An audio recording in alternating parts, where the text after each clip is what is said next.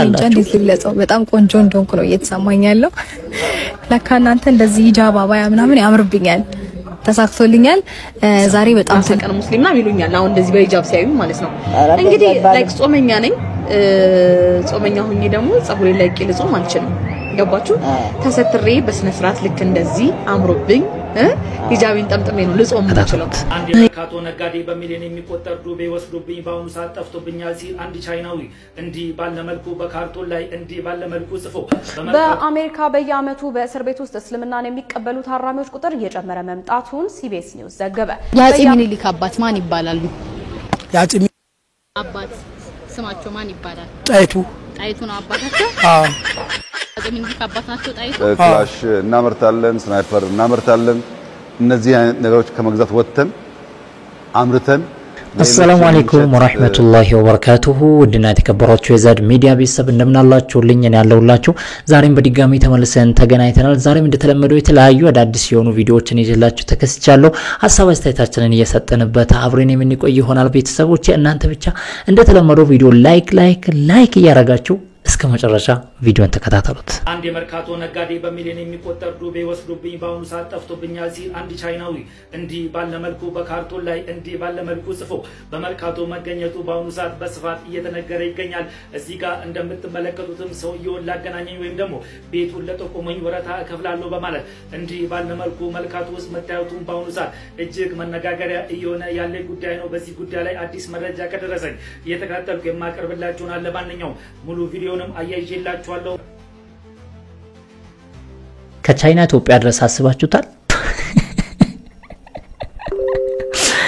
እንግዲህ ለማንኛውም አላህ ይተካው ነው ምንለው ነገር የለም በአሜሪካ በየዓመቱ በእስር ቤት ውስጥ እስልምናን የሚቀበሉ ታራሚዎች ቁጥር እየጨመረ መምጣቱን ሲቢኤስ ኒውስ ዘገበ በየዓመቱ በ10 ሺዎች የሚቆጠሩ ታራሚዎች በእስር ቤት ውስጥ እስልምናን እንደሚቀበሉ የሲቢኤስ ኒውስ ዘገባ አመላክቷል ዝርዝሩን ሙስጠፋ መሐመድ ያቀርበዋል እስልምና በአሁኑ ወቅት በከፍተኛ ፍጥነት ያደገ ያለ ሃይማኖት መሆኑን ፔው የተሰኘ የምርምር ማዕከል ወደፊት የዓለም ሃይማኖቶች የህዝብ እድገት ከ2010 እስከ 2050 ይፋ ባደረገበት ትንበያው አስታውቋል። ይህ በእንዲህ እንዳለ በአሜሪካ በሚገኙ እስር ቤቶች ውስጥ እስልምና በፍጥነት ያደገ ያለ ሃይማኖት መሆኑ ተገልጿል። በአሜሪካ በየዓመቱ በእስር ቤት ውስጥ እስልምናን የሚቀበሉ ታራሚዎች ቁጥር እየጨመረ መምጣቱን ሲቢኤስ ኒውስ ዘግቧል። በየዓመቱ በ10 ሺዎች የሚቆጠሩ ታራሚዎች በእስር ቤት ውስጥ እስልምናን እንደሚቀበሉ የሲቢኤስ ኒውስ ዘገባ አመልክቷል። በዚህም በአሜሪካ እስር ቤቶች ውስጥ እስልምናን በፍጥነት እያደገ ያለ ሃይማኖት እንዲሆን አድርጎታል ሲል ዘገባው ገልጿል። እስልምና በእስር ቤት ውስጥ በፍጥነት እንዲያድግ ምክንያቱ ምንድነው ተብሎ ከጋዜጠኛው ለቀረበው ጥያቄም እስር ቤት ለሚገኙ ታራሚዎች እስላማዊ ትምህርቶችን የሚያስተምሩት ኢማም ራሚ ነስሩ ሲመልሱ What I think resonates is that there's so much confinement and then finally finding that Islam is the one that gives them that freedom. ታራሚዎች በእስር ቤት ሆነው እስልምናን ሲያገኙት እስልምና ያላሰቡት ነጻነት ስለሚያጎናጽፋቸው ነው ብለዋል። Oh, it's huge. When we started about 15 years ago, that was the main need that we heard from Muslim prisoners, and so we developed this organization to fill that gap and that need. ኢማሙም አያይዘውም ተቋማቸው ከ15 ዓመት በፊት ይህንን ክፍተት ለመሙላት እንደተቋቋመና በአመት ውስጥ እስከ 13000 ለሚጠጉ ታራሚዎች አገልግሎት እንደሚሰጥ ተናግረዋል። በተቋሙ አገልግሎት ከሚያገኙት እስከ 90% የሚሆኑት እስልምናን የተቀበሉ ታራሚዎች እንደሆኑ ኢማሙ ተናግረዋል። እንግዲህ አሜሪካን ከዚህ በኋላ ሙስሊሞችን ማሰር ታቆማለች ማለት ነው ምክንያቱም እስልምናን ስለምጠላ እስር ቤት የገባ እንዳለ ሰልሞ ነው የሚወጣው አስባችሁታል በአመት ከ13000 በላይ ሰዎች እስልምናን ሲቀበሉ ይሄ በጣም ትልቅ ነገር ነው ይሄ በጣም ትልቅ ነገር ነው እና በየቦታው ደግሞ የዳዕዋ ስራ እየተሰራ እንዳለ የሚያሳይ ነገር ነው አልহামዱሊላህ ረብል ዓለሚን እንደው ወታሰራ አንዳንዴ ጥሩ ነው ይጠቅማል አስባችሁታል እስር ቤት ገብቶ የአኺራውን ጉዳይ አመቻችቶ ሲወጣ ያጺ ሚኒሊክ አባት ማን ይባላሉ ያጺ አባት ስማቸው ማን ይባላል ጣይቱ ነው አባታቸው አዎ ያጺ ሚኒሊክ አባት ናቸው ጣይቱ አዎ ባልቻ ባነሱ እንደዛም አይደል ነው አባታቸውን አላቅም ማን ይመስልሻል ያጺ ሚኒሊክ አባት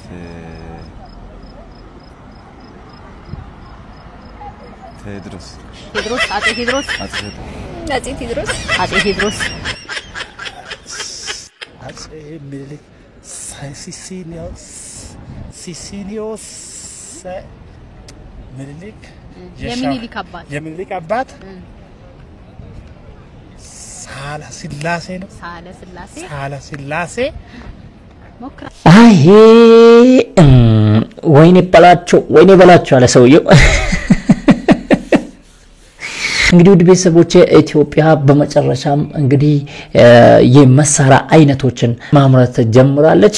ዶክተር አብይ ተናግሯል ማለት ነው። ያው ክላሽ እናመርታለን፣ ስናይፐር እናመርታለን። እነዚህ አይነት ነገሮች ከመግዛት ወጥተን አምርተን ለሌሎች የምንሸጥ ሀገር መሆናችን እና በጣም ባጭር ጊዜ ውስጥ 2 ዓመት ባልሞላ ጊዜ ውስጥ ይሄ አቅም ተገንብቶ በማየቴ በጣም ከፍተኛ ክብርና ደስታ ይሰማኛል። እኔ ወታደር ነኝ። ይገባኛል በውትድርና አካባቢ የሚጎሉ ነገሮች በኦፕሬሽን ጊዜ እንዴት አስቸጋሪ እንደሆኑ እረዳለሁና አሁን ኢትዮጵያ ስጋት የለባትም። ጭንቅላት ያላቸው ልጆች አሏት። ጀግና ወታደሮች አሏት።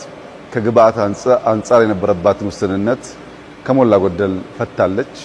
ልብስ እና ምርት ሳይሆን ኢምፖርት እናደርግ ነበር። ለወታደሩ ጫማ ኢምፖርት እናደርግ ነበር። ጥይት ኢምፖርት እናደርግ ነበር። ክላሽ ስናይፐር ኢምፖርት እናደርግ ነበር። አሁን በሀገር ደረጃ ብቻ ሳይሆን መከላከያ ልብሱን ያመርታል።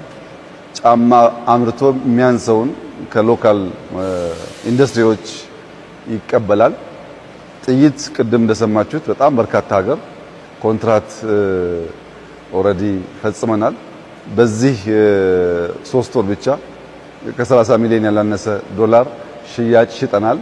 እንደው እኔ እኮ ማለት ነው ታክሲ አናታችን ላይ ሲወጣ ማለት ነው የግብር መባለው ማለት ነው በቃ ገንዘቡ ወዴት እየሄደ ነው እንደው አብይ ሲያንስ ነው በቃ እንደው ሲያንስ ነው ለካ እንደዚህ እየተሰራ ነው በድብቅ። አይ አሽቃበትክ እንዳትሉኝ ግን በጣም ይሄ የሚደገፍ ነገር ነው፣ የሚበረታታ ነገር ነው። ባይዘው እንደ ሀገር እዚህ ደረጃ መድረሳችን ይሄ ትልቅ ነገር ነው። በቃ ትልቅ ነገር ነው። ብቻ አንድ ስጋት አለኝ፣ አሜሪካን እንዳትሰማ። ላሳቀን ሙስሊምና ይሉኛል አሁን እንደዚህ በሂጃብ ሲያዩ ማለት ነው። እንግዲህ ላይክ ጾመኛ ነኝ። ጾመኛ ሆኜ ደግሞ ጸጉሬ ላይ ቂል ጾም አልችልም። ገባችሁ? ተሰትሬ በስነ ስርዓት ልክ እንደዚህ አምሮብኝ ሂጃቤን ጠምጥሜ ነው ልጾም የምችለው። እኮ ምንም ትርጉም የለውም እኮ ምንም ትርጉም የለውም። አላህ Subhanahu Wa Ta'ala ሂዳያውን እስከ መጨረሻ ያደርግልሽ። አላህ Subhanahu Wa Ta'ala የሚመለከው አላህ የሚገዛው በረመዳን ብቻ ነው። የረመዳን ጌታ እኮ የሁሉም ወራት ጌታ ነው። አዎ እውነት ነው። ረመዳን ለየት ይላል ከወራቶች። ነገር ግን መሸፈን የትም መቼም አለ። አዎ ስለዚህ እንደዚህ ማውቁን አለብሽ። እስቲ ቀጥይ ለማንኛውም እና መታችሁ የ30 ቀን ጾም ምናምን ብላችሁ ጾማችሁን እናንተም ከምታፈርሱ ዱአ አድርጉልኝ ላይክ በዚሁ አላህ እንዲያስቀጥለኝ ከዚህ በኋላ ሂጃቢስት ገርል እንደሆን ኢንሻአላህ አዎ አላህ ያድርግሽ። ወላሂ አላህ ያድርግሽ። ግን ይሄ በረመዳን ብቻ ረመዳን ስመጣ በረመዳን ብቻ የሆነ ተቀየራችሁ ከዛ ልክ ረመዳን ሲወጣ ሸዋል ላይ እንትን የምንለው ነገር ወደ ቦታችን የምንመለሰው ነገር እንደው ብቆም አሪፍ ነው። ወላሂ በቃ የሆነ ጽናት ኖራችሁ በቃ ሰብር ነገር ይኖራችሁ። ያው እቺ ዱንያ ነች መቼም ለቀናት እንሄዳለን። መቼም እዚች ምድር ላይ የሚቀር የለም፣ ሁሉም ይሄዳል። ለዱንያ ብለን የአላህን ትእዛዝ ወደ ጎን ካደረግን ነገ አላህ Subhanahu Wa Ta'ala ይጠይቀናል። ብዙ ባለሀብቶች እየሄዱ ነው ምን መሳሰለ ቤት ሰርቶ ግን ሳይኖሩበት ወደ አኺራ ይሄዳሉ። ምን መሳሰለ መኪና ገዝቶ ሳይነዱት ወደ አኺራ ይሄዳሉ። ምን ጠቀማቸው ታዲያ ዱንያቸው?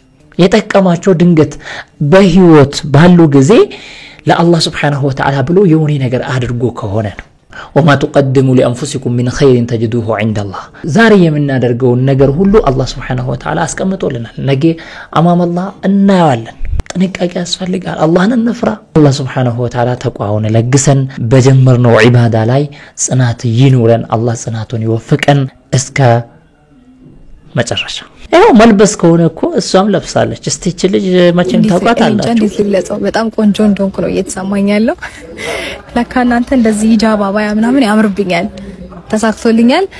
ዛሬ በጣም ትልቅ ቦታ ነው ያለሁት። በጣም ደስ የሚል ቦታ፣ ብዙ ሰዎች በጣም የሚወዱት፣ ብዙ ሰዎች የሚመጡበት፣ የሚገባበዙበት፣ የሚዝናኑበት፣ ብቻ እንዴት ብዬ ልግለጸው፣ በጣም ደስ የሚል ቦታ ላይ ነው ያለሁት እና እዚህ ቦታ ላይ ደግሞ የተገኘሁት በምክንያት ነው።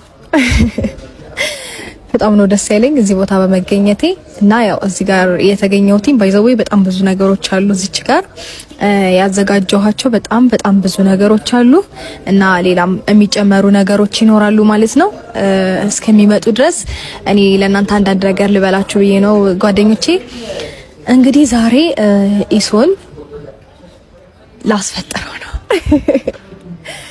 እንግዲህ ሰሞኑ ከይሳቅ ጋር ወይ ዲጄ ይሳቅ ነው ምንድነው ባለው ከሱ ጋር ቪዲዮ እየሰሩ ነው የሚገኙት። ያው ለይሳቅ ግን ጥሩ አይደለም፣ እሱም ተቀላቅሏቸዋል ማለት ነው።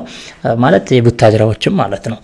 እሱም ድራማው ላይ እየተሳተፈ ነው የሚገኘውና ለማንኛውም እኔ ለማለት የፈለኩትና ቪዲዮን ያመጣውበት ምክንያት ምንድነው ሂጃብ በጣም ሴት ልጅን ያሳምራል። ወላሂ ነው የምላችሁ።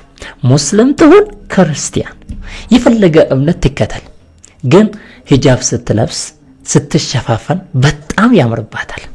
እኔ ብቻ ይሁን አላቅም፣ ግን እኔ ሳያችሁ እኔ እንጃ በጣም ነው የሚያምሩት። በቃ እናንተ ጋር አላቅም፣ ግን በጣም ነው ሂጃብ ሴት ልጅን የሚያሳምረው። ወላሂ ነው የምላችሁ፣ ግርማ ሞገስ ይሰጣቸዋል።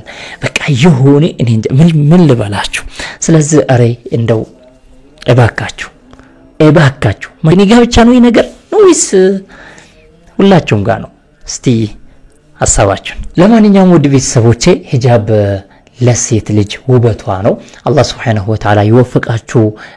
እስካሁን ያለበሳችሁት ከዚህ በኋላ ልበሱ። አላህ Subhanahu Wa Ta'ala ያግራላችሁ። ውድ ቤተሰቦቼ ቪዲዮ ይሄን ይመስል ነበር። እንዴት አገኛችሁት? በሌላ ቪዲዮ ተመልሰን የምንገናኝ ይሆናል። ባላችሁበት ሰላም ሁኑልኝ። ወሰላሙ አለይኩም ወራህመቱላሂ ወበረካቱ።